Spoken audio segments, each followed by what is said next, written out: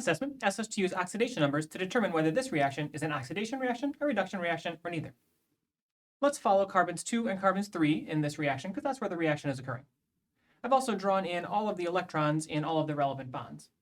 We'll use these electrons to help us in our oxidation number calculation. The oxidation number calculation is the number of electrons that an element wants in its neutral ground state, minus the number of electrons it owns for oxidation state purposes.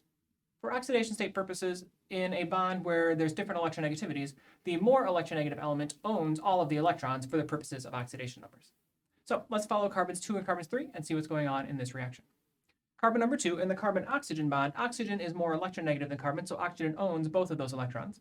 In the carbon-carbon bonds, both carbons are the same electronegativity, so each electron owns one of those electrons. So in carbon number 2, it owns 1 electron from the carbon-carbon bonds and 0 electrons from the carbon-hydrogen bonds. Carbon wants 4 electrons in its neutral ground state configuration, and in carbon number 2 in the starting material, it owns 3.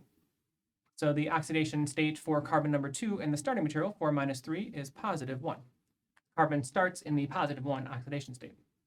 If you look over at the product, all of the bonds are carbon-carbon bonds, so it owns 1 electron in all of those bonds. So it wants 4 electrons in its neutral ground state, and it owns 4 electrons in the product. So the oxidation state in the product is 0. The oxidation state is going from a positive 1 to a 0 oxidation state. It's gaining a negative charge unit. It's gaining an electron. Gain of electrons is reduction. Reduction is gain of electrons. So the carbon number 2 is being reduced in this reaction. Let's do the same for carbon number 3. Again, in the carbon-carbon bonds, carbon owns 1 of those electrons. Hydrogen is a little bit less electronegative. Carbon is a little bit more electronegative. So in a carbon-hydrogen bond, carbon owns both of those electrons. So it owns 1 electron from the carbon-carbon bonds and both electrons from the carbon-hydrogen bonds.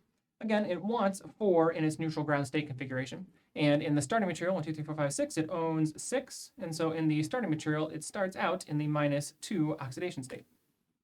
If we look at the product, again, we've got carbon-carbon bonds. It owns 1 of those and both of the electrons in the carbon-hydrogen bond. So it starts out at, it wants 4 in its neutral ground state configuration, and now it owns 5. 4 minus 5 is negative 1. So it's going from negative 2 to negative 1. It is losing a negative charge unit. It's losing an electron. Loss of electrons is oxidation. Oxidation is that loss of electrons. So this carbon is being oxidized. Oxidation. So this is interesting. We have one carbon that's being reduced, and at the same time, another carbon that's being oxidized. So what is this reaction? Is it an oxidation? Is it a reduction? For this reaction, it is neither. It is not a redox reaction.